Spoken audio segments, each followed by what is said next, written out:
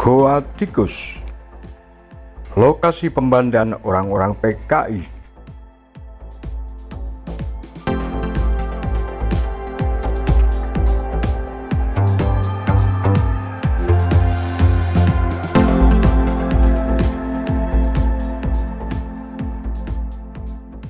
Goa Tikus atau Luweng Tikus di Dukuh Bokolan, Desa Lorejo, Kecamatan Bakung, Blitar.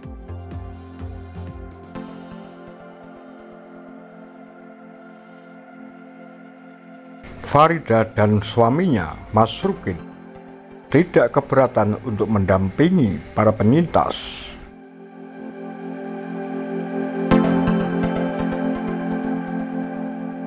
Mereka mengunjungi Goa Tikus. Bagaimana dengan Sugiman, yang salah satu anggotanya diduga dibunuh dan dibuang ke gua tersebut? Apakah dia berkenan ikut serta? Ternyata dia mengiyakan dan bersemangat. Saya sudah berulang kali mengunjunginya, katanya. Saya sempat khawatir kedatangan kami ke Goa Tikus akan ditolak aparat keamanan setempat. Maklum, lebih dari 15 tahun silam, upaya penggalian Goa Tikus oleh sejumlah LSM untuk kepentingan penyelidikan dugaan pembunuhan massal ditolak Bupati Kabupaten Blitar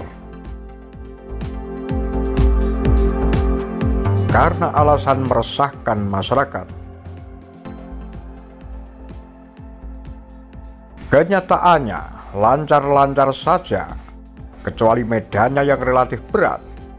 Mobil sewaan akhirnya dititipkan ke rumah salah seorang pegiat Lakpesdam dan kami melaju ke lokasi dengan mengendarai motor.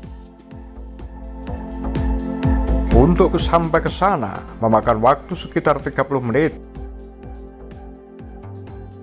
Mereka melalui jalanan tanah berdebu naik turun, terkadang hanya jalan setapak melintas perbukitan gersang di tengah sengatan matahari di siang bolong.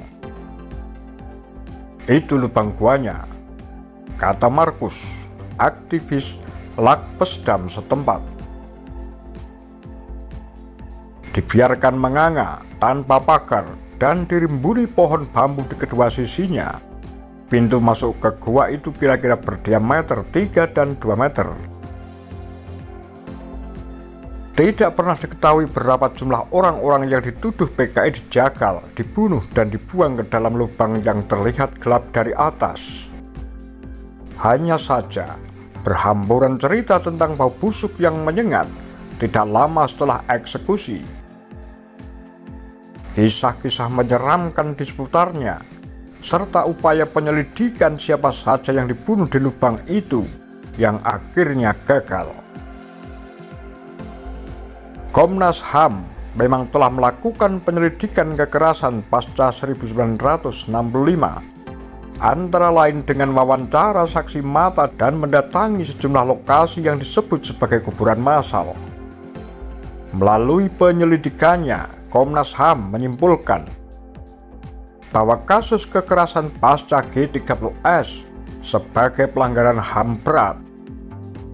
Maka ekstapol itu kemudian disebut sebagai korban atau penyintas.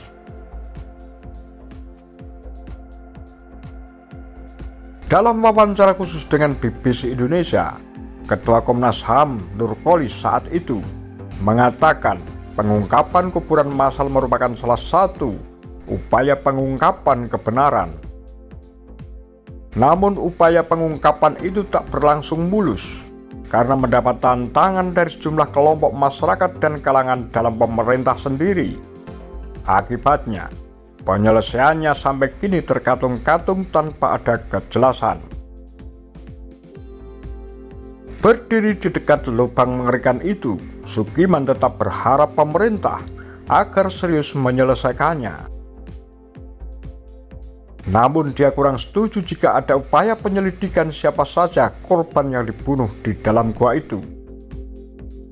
Itu sudah lampau, tidak penting, sudah 50 tahun lebih, katanya. Dia mengusulkan agar pemerintah membuatkan jalan yang layak menuju ke gua ini, sehingga memudahkan keluarga korban yang ingin berziarah.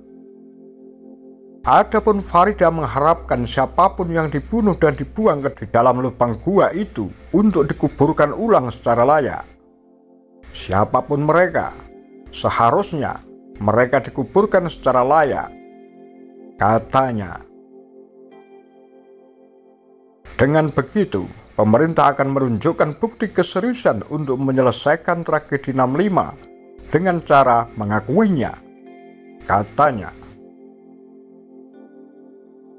Masrukin sependapat dengan Farida agar diungkap siapa yang dibunuh dan dibuang ke dalam gua itu. Walaupun diakuinya, upaya ini akan sulit direalisasikan saat ini karena masih ada penolakan dari sebagian masyarakat.